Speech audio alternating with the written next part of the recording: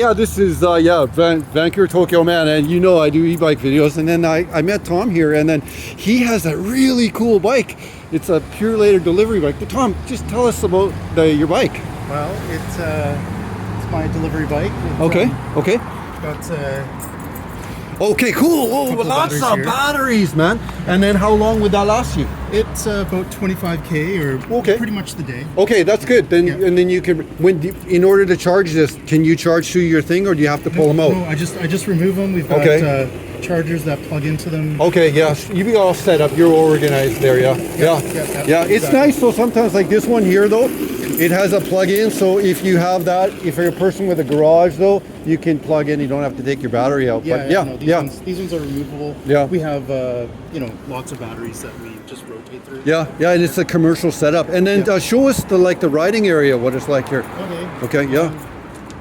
Well, it's mostly e-bike. Okay. So it's not.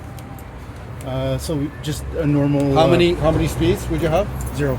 Oh, like so one speed. So it has the engine has a lot of torque. Then I imagine. It gets me up hills and where I need to go. Yeah. What are the things when you're riding, because the e-bike is dangerous? What are your blind spots are tricky with it, or? Directly behind me because of the box. It's quite high. Okay. But really, with these large mirrors, there's really no blind spots at all. Is this electronic, like hydraulic steering on it, or is it? Oh, wow. Okay. Well, there is a dampener. Okay. A small dampener on the side there. Okay. But, no, it's not anything fancy. It's mostly bicycle spec. Okay. Have you ever wiped out or anything like that, or had a close call? No. Okay. You just take it's got a high center of gravity when it's empty. Okay. Wow, that's true. It's going to ride different. You're right. Yeah.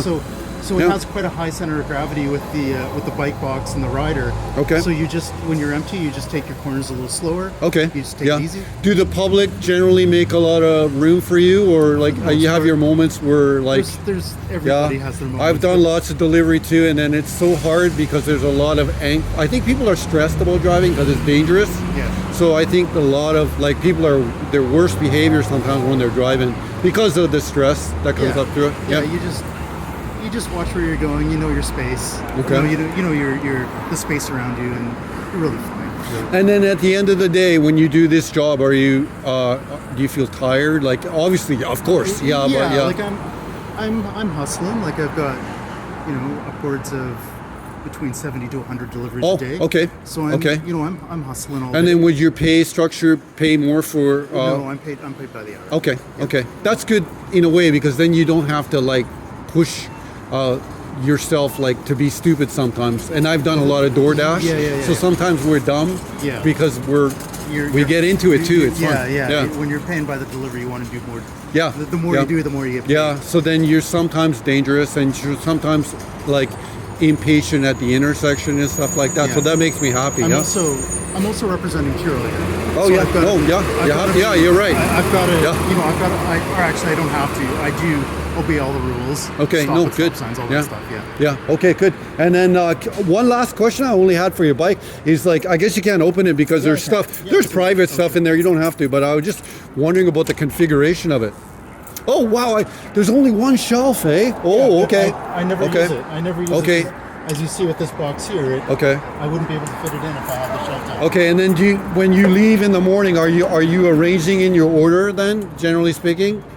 Your routes order? Somebody at our warehouse does that for me. So Okay, good. I made a list and said this is how I want it to be loaded. He loads it accordingly, and then I can do my deliveries. I used to be a bike courier in the 1980s, and in the morning I would get about 40 deliveries from Victoria, and I would have to arrange it in a general order that I could deal with. Yeah, cool. So I know about that. That's cool. That's great. And then what was did you take the job because it was a riding job? Yeah, I've worked for Purolator since 2001. Okay. So I've done a lot of things at Purolator. I think this is the best. You got a really good. I think this is the best one. Some days going to be rainy, but the bike has a cover on it.